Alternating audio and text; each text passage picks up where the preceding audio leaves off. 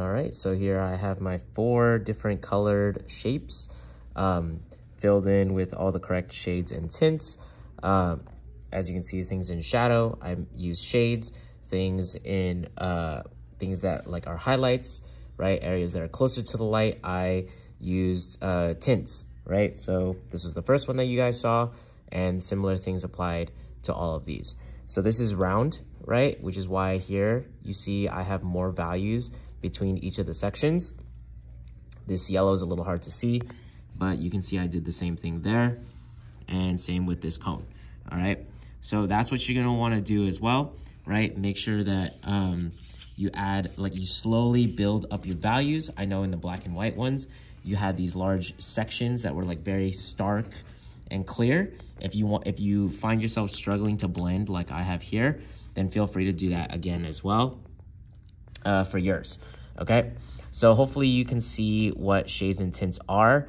Kind of the plus side of using shades and tints is it's very easy to make values, right? The downside is kind of like now we have 3 very separate looking shapes that don't really combine together well. Okay, I mentioned this in the color theory lesson.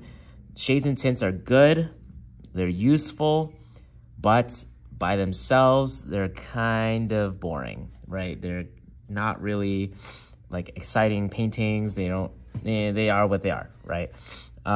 It'll work if you just use shades and tints, but they're very, like your objects and your shapes and your parts of your pictures or paintings become very isolated. So it's not as exciting. But anyway, so the last thing I have to do is the background and the floor here, and I'm gonna be using purple and orange since I don't really have any other colors to separate the two, all right? Notice though, I don't have any like shades that need to happen in the background or tints really. It's just I need one dark valued color, so I'm probably just gonna make a darker purple for the background, and then orange here, medium orange or light orange, as well as the shadow right there. And that's it. And I'll show you the result at the end.